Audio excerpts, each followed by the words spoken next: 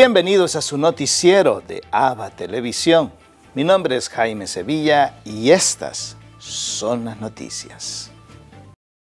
Nos vamos a Europa, donde el Alto Comité de la Fraternidad Humana se suma a las reacciones sobre Santa Sofía.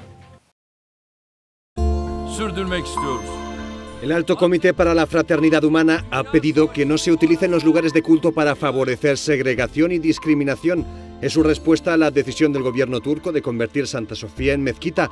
A través de una carta, el secretario general Abdel Salem subraya el valor cultural y espiritual que tiene el monumento para toda la humanidad. El secretario general de este Alto Comité, promovido en 2019 por el Papa y el imán de Al-Azhar, también pide evitar medidas que puedan erosionar el diálogo interreligioso y cultural. Mientras tanto, el presidente de Turquía sigue compartiendo mensajes o vídeos como este, donde muestra cómo Santa Sofía se transforma en mezquita. En uno de sus últimos tuits se escribe: Santa Sofía, deja que los vientos se lleven la brisa a la cúpula. Tú eres siempre nuestra, nosotros somos tuyos. Los trabajos avanzan rápido. La mezquita deberá estar lista antes del viernes para que se puedan realizar las oraciones musulmanas. Si no se indica cómo prevenir los abusos, las normas serían solamente disimulos. Así nos dice el padre en el siguiente reportaje. La nueva guía publicada por el Vaticano sobre cómo afrontar los casos de abusos ha sido muy bien recibida en América Latina. Las personas que están directamente involucradas en estos casos necesitaban este manual operativo, donde fueran puntualmente instruidas sobre aquello que deberían realizar con la finalidad de alcanzar la justicia. Una compulsiva solicitud de las conferencias episcopales, lo digo al menos por América Latina, por actuar conforme a derecho y respetar a las personas involucradas, motivaban la elaboración de este reciente documento. El sacerdote Daniel Portillo dirige el Centro de Protección de Menores en la Universidad Pontificia de México. Allí enseñan a sacerdotes, religiosas y empleados de instituciones de la Iglesia a detectar abusos y a ayudar a las víctimas. Para él, este manual es un importante paso adelante. Si nuestra labor preventiva y aquella de hacer justicia no se hace pedagogía, se convierte en disimulo, un disfraz que solo busca justificar que se dice hacer algo en la Iglesia sin intentar indicar sistemáticamente cómo lograrlo. El texto está en 7 idiomas y se dirige en primer lugar a obispos. Les explica cómo deben actuar desde que conocen un caso de abusos hasta que se procesa al acusado. Por eso mismo interesa también a quienes trabajan en instituciones y no saben cómo actuar ante un caso de abusos. El nuevo documento no anunciaba nuevas medidas, pero las sistematiza.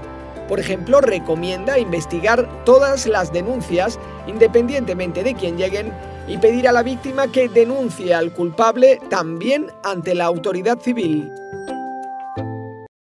Sin duda, una de las faltas humanas que tenemos grandes es el compositor Morricone. Cuando le preguntaron quiénes eran los santos, él dijo: aquellos que han hecho bien su trabajo. Giorgio Assumma fue el abogado y amigo de Ennio Morricone, al que la familia encargó dar la noticia de que el genial compositor había fallecido. Lo recuerda como alguien profundo y con una escala de valores clara. Una vez lo llevé a la universidad para que tuviera un encuentro con mis alumnos. Uno le preguntó qué reglas seguía a la hora de trabajar. Morricone dijo que eran pocas y muy sencillas. La primera, no tener prisa, porque la prisa hace que no prestemos atención a los pequeños detalles. La segunda, evitar la superficialidad. La tercera, ser cultos. La siguiente, no desear a toda costa tener éxito. Solo debemos pensar en hacer bien nuestro trabajo. Si el éxito viene, es algo secundario. También recuerda que Morricone era una persona creyente y, sobre todo, un hombre muy enamorado de su mujer. Una vez le pregunté si rezaba y cómo rezaba, y me dijo: yo rezo a mi manera.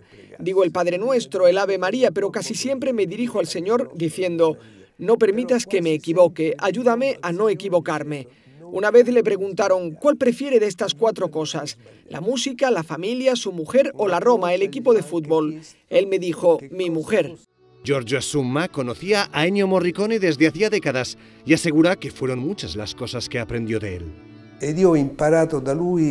Aprendí de él qué significa ser buenos profesionales, pero también buenos hombres. Él era muy bueno y muy sensible ante las miserias humanas. También hacía obras de caridad y beneficencia, pero en secreto. Una vez le pregunté quiénes eran los santos para él. Me respondió que los santos son las personas, también las más humildes, que hacen bien su trabajo. Ennio Morricone falleció en Roma en la aurora del 6 de julio y como él quería, en la intimidad sin dar espectáculo, fiel a una de sus reglas principales, la de no buscar la notoriedad. Los italianos le rindieron sentido homenaje desde las principales plazas, desde las de las redes sociales hasta las reales. Las notas de una de sus bandas sonoras, la de la película La Califa, resonaron por todo lo alto en Piazza Navona. Por unos instantes, en Italia se dejó de hablar de la pandemia para despedir al gran maestro y disfrutar de sus mejores composiciones.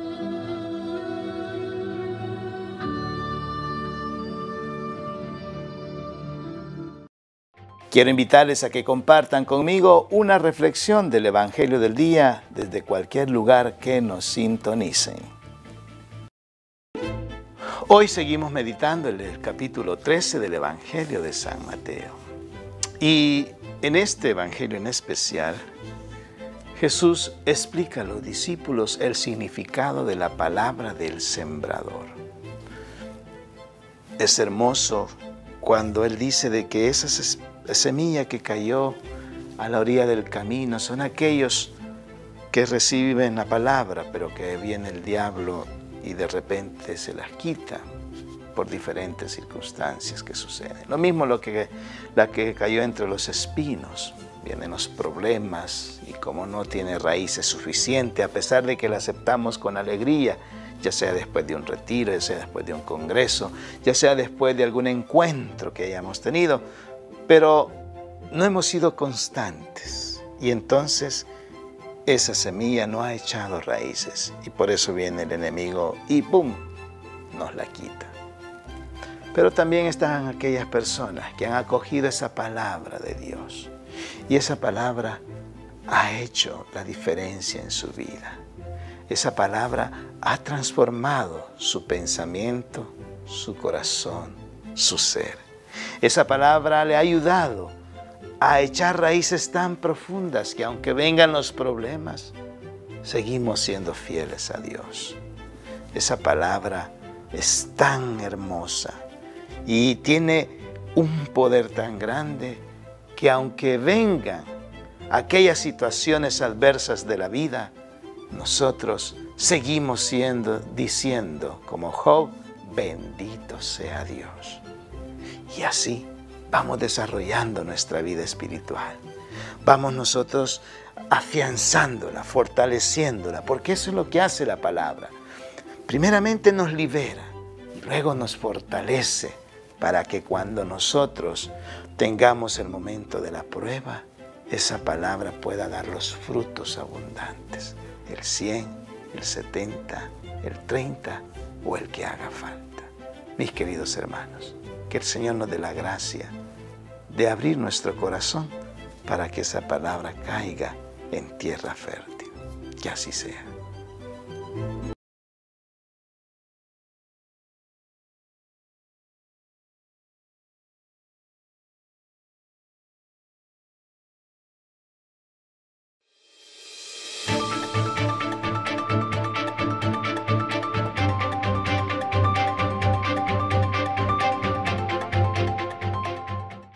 Nos vamos a Centroamérica. Les presentamos las principales noticias de lo que ha acontecido en El Salvador en la colaboración de nuestros hermanos de UCA Audiovisuales.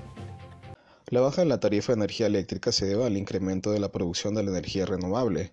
Así lo declaró el Superintendente General de Electricidad y Telecomunicaciones, Manuel Aguilar. Los diputados de la Comisión Ad Hoc de Pensiones emitieron un dictamen favorable para nivelar los gastos funerarios entre los montos que ofrece el Instituto de Empleados Públicos y el Instituto Salvadoreño del Seguro Social. Según los parlamentarios, este es un tema de justicia social. En la actualidad, el INPEP facilita $232 y el Instituto Salvadoreño del Seguro Social $786,42. La Universidad de El Salvador recibió al equipo para poder practicar pruebas que detecten el contagio del COVID-19. Así lo informó Juan Rosa Quintanilla, vicerrector de la universidad, quien también dijo que darán prioridad en la primera etapa a docentes, estudiantes y trabajadores de la Casa de Estudios. Nelson Fuentes, ministro de Hacienda, entregó a la Asamblea Legislativa una pieza de correspondencia solicitando la ratificación de un préstamo por un total de 550 millones y la asignación presupuestaria de 20 millones. Esta forma parte de los 2.000 millones autorizados a administrar por el gobierno en el marco de la pandemia. Diputados del FMLN presentaron un aviso en la Fiscalía General de la República por supuesta malversación de fondos, actos arbitrarios e incumplimiento de deberes en contra de las autoridades del Ministerio de Agricultura y Ganadería. Hasta la fecha, el Ministerio no ha respondido a las inquietudes del órgano legislativo ni de la Corte de Cuentas de la República. Este 23 de julio se espera que los ministros de las diferentes carteras de Estado se hagan presentes en la Asamblea Legislativa para su rendición de cuentas. Este acto se debió llevar a cabo el 1 de junio, pero se pospuso a petición del presidente Bukele a raíz de las consecuencias de la pandemia creada por el coronavirus. California sobrepasa a Nueva York en contagios de coronavirus. California ahora tiene la mayoría de los casos de COVID-19 en Estados Unidos, más de 410.000, superando a Nueva York. Somos un estado del tamaño de 21 estados combinados, así que no es sorprendente ahora en algunos aspectos, a medida que comenzamos a reabrir sectores clave de nuestra economía, que nuestros números empezarían a aumentar. El gobernador Gavin Newsom dijo que hay que poner la comparación entre los estados en contexto. California, el estado más poblado del país, tiene 40 millones de habitantes, el doble de Nueva York. Recalcó que debe tomarse en serio la orden estatal de usar máscaras y el cierre de negocios que operan en interiores, entre otras medidas de prevención. El director de Salud Pública de California, Mark Ghaly, señaló que podría tomar entre 3 a 5 semanas ver el impacto de esas directivas. Estamos haciendo todo lo posible para asegurarnos de controlar la tasa de propagación. A pesar de pasar los 400.000 casos en California, miramos a nuestra estrategia inicial de tratar de estar preparados para días con una gran cantidad de casos, asegurar que tengamos la capacidad en nuestro sistema hospitalario y todos los factores para proteger a nuestras comunidades. Parte de esa estrategia incluye acceso a equipo de protección personal para profesionales médicos y trabajadores esenciales. Según el gobernador, California necesita 46 millones de máscaras por mes durante la pandemia. Newsom forjó un acuerdo para comprar cientos de millones de máscaras N95 en abril. El miércoles, frente a cajas de ellas, anunció un nuevo contrato para procurar más. Tenemos que ir a lo grande y seguir siendo audaces en nuestras adquisiciones. Con el nuevo contrato, California recibirá otras 300 millones de máscaras quirúrgicas y 120 millones de las codiciadas N95. Verónica Villafañe, Voz de América, Los Ángeles.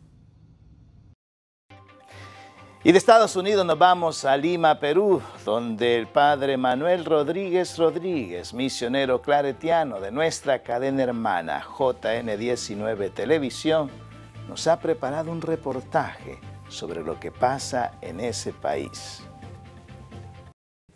Reporta para la cadena de televisión ABA y JN19 del Perú, el padre Manuel Rodríguez Rodríguez, misionero claretiano, desde Lima. Vamos al sur del Perú. Arequipa ha sido asumida en cuanto a trabajar contra la pandemia por el gobierno central.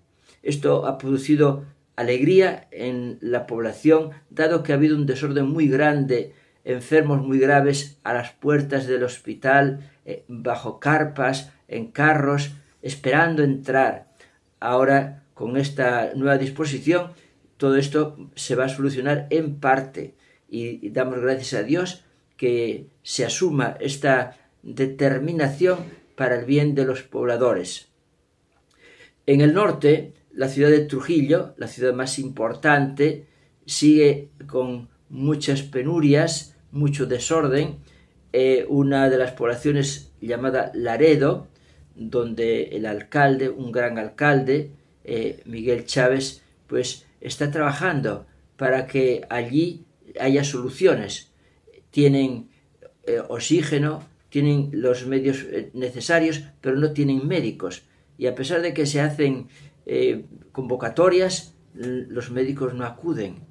Y esto ocurre también en otras poblaciones, como en el departamento de San Martín, en Tocache, ya lo dijimos el otro día, había 12 médicos, ahora queda solamente uno, todos han caído, han sido contagiados. El gobierno central ha mandado allí durante una semana algunos médicos, pero ahora los ha retirado para llevarlos a Arequipa. Es decir, han vestido un santo, pero desvistiendo a otro.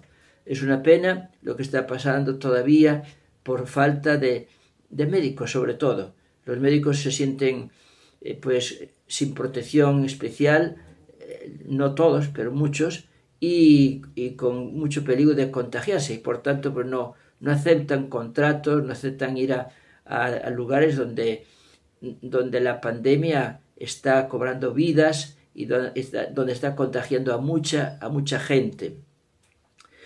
En cuanto a lo religioso, estamos todos los días invitados los sacerdotes a dar charlas, reflexiones, conferencias a grupos, a movimientos. En nuestra parroquia San Miguel Arcángel, donde hay 26 grupos de oración carismática, pues es a diario las solicitudes que nos hacen para que les demos las reflexiones por Zoom, por Internet. Es la manera ahora de reunirse, de orar, de convocar, de cantar y de alabar a Dios.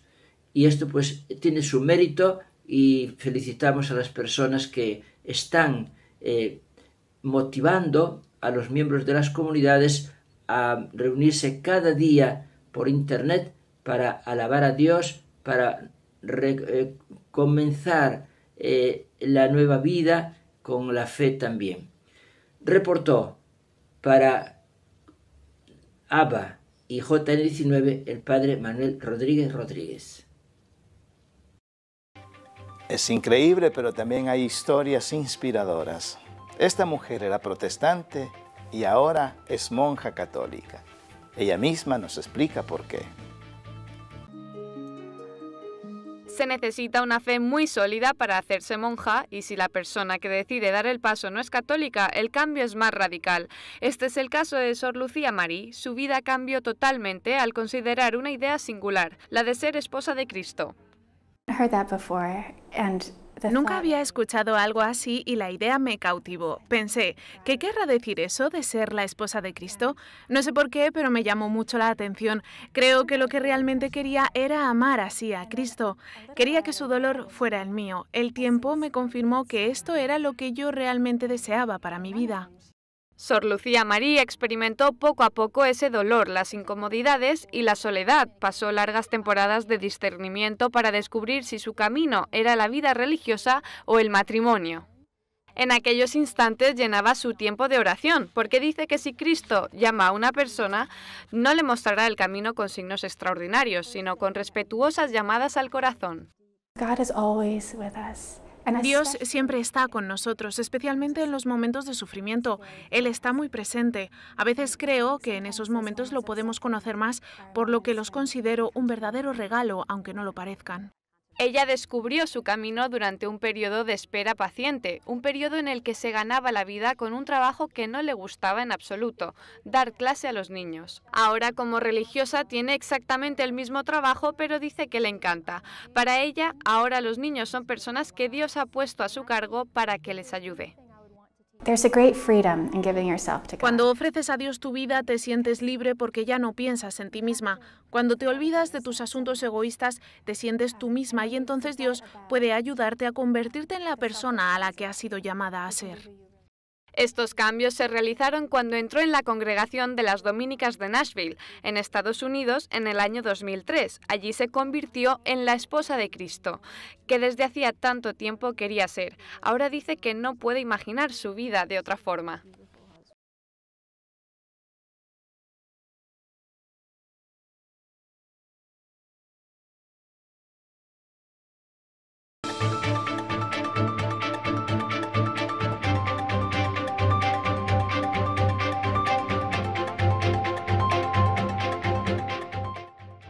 ¿Sabía usted cómo la Iglesia Católica decide si alguien es santo o no?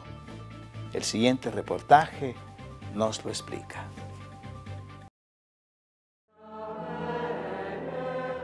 La Iglesia Católica cuenta con unos 10.000 santos y beatos, y aunque la cifra sea tan abultada, el camino para reconocer la santidad de una persona no es fácil, ni la Iglesia se lo toma a la ligera. El proceso de beatificación o canonización dura años e incluso décadas. Para que se inicie, tienen que darse una serie de condiciones. Lo importante es que ya en vida exista esta fama de santidad y que continúe después de la muerte. También que después del fallecimiento las personas se dirijan a su intercesión para obtener los favores y las gracias del Señor. Con estos testimonios se solicita al obispo que comience el proceso en la diócesis donde ha fallecido el candidato. Él se encarga de presentar la petición a la Congregación para las Causas de los Santos. Una vez que se presenta esta petición, la congregación responde. Si da una respuesta positiva, se comienza la causa en las diócesis, llamando a los testimonios más significativos, a quienes le han conocido de cerca. Se recogen testimonios tanto a favor como en contra, porque eventualmente hay personas que tienen algo que decir contra la fama de santidad de la persona. Esta es la llamada fase diocesana, que desde el principio cuenta con una figura clave en cualquier proceso, el postulador. La persona que puede ser sea un laico, sea un sacerdote. El postulador es la persona, laico o sacerdote, que sigue el desarrollo de la causa, la difusión de la devoción del siervo de Dios. Sigue todo el desarrollo de la fase diocesana. Es quien presenta la lista de los textos a favor o en contra que puede usar en el proceso. Una vez que la Congregación para las Causas de los Santos comprueba que son correctos los datos que envía a la diócesis, comienza la llamada fase romana. Cuando llega a Roma y como las causas en curso son muchas, si ya hay un milagro que se ha estudiado y que se presenta como milagro, a esta causa la congregación les da una prioridad. Cuando la causa llega a Roma, la congregación pide que el postulador viva en la ciudad, debe demostrar que ha habido un milagro por intercesión del candidato a los altares. Suelen ser curaciones de enfermedades. El Vaticano investiga entonces que la curación sea completa, científicamente inexplicable y permanente. Una comisión compuesta por hasta 50 médicos estudia que cumpla estas características. Después, los obispos y cardenales de la congregación deben dar un veredicto positivo sobre el milagro. Luego, el prefecto elabora un decreto que será confirmado por el Papa. Cuando el Papa lo aprueba, ya se puede fijar la fecha para la beatificación. Es entonces cuando llega este esperado momento. El siguiente paso será la canonización, que requiere de otro milagro, realizado después de la beatificación y obviamente atribuible a la intercesión del nuevo beato. Hoy la Iglesia presenta en su santo oral la historia de Santa Verónica Giuliani, una monja que pasó muchas pruebas, pero que fiel al Señor se mantuvo firme hasta el final.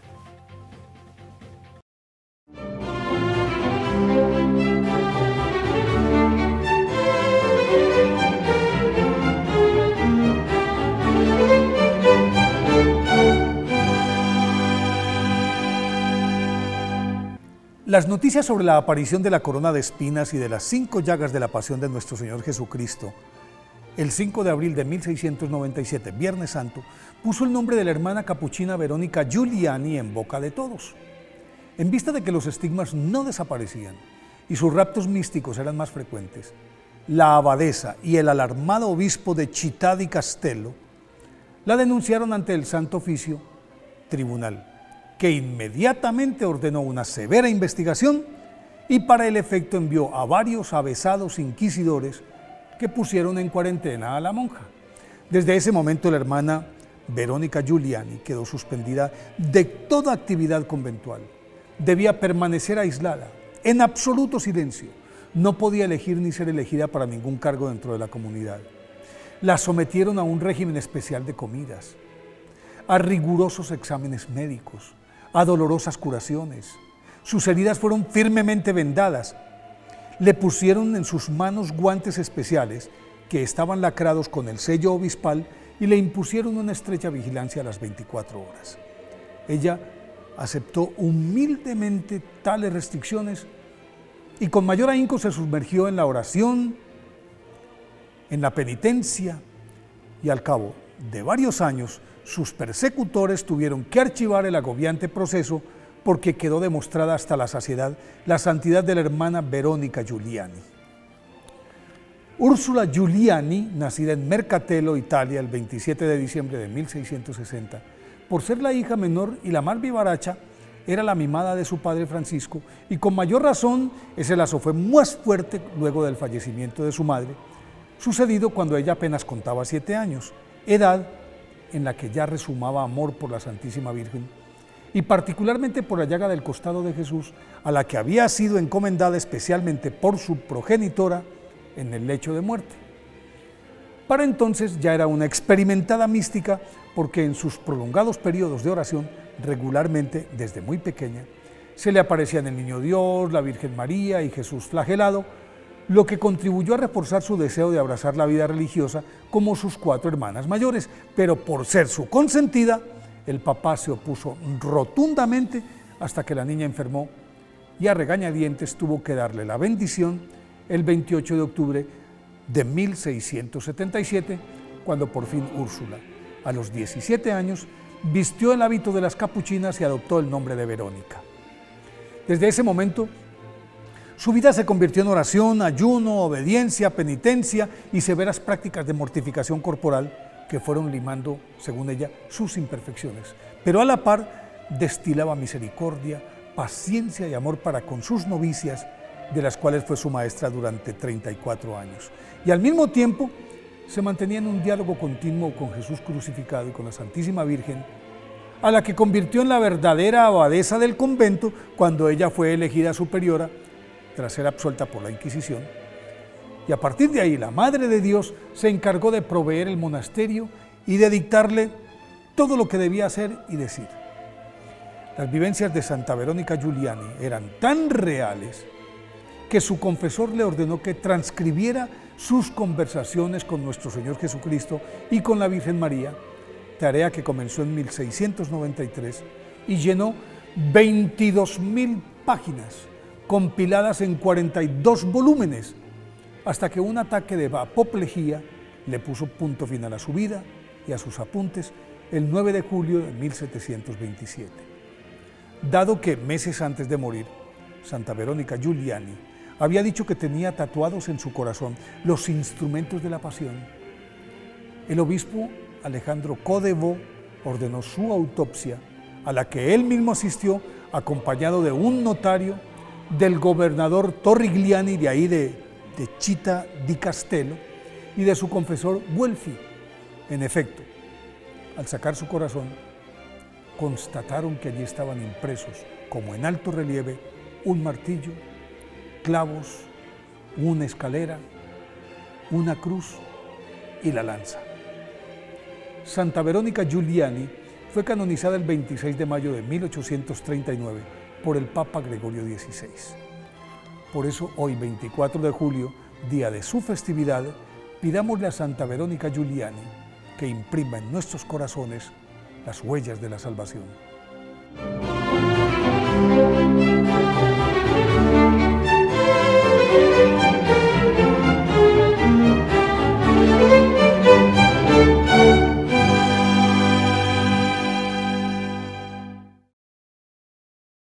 Y así llegamos al final de una edición más de su noticiero de ABA Televisión.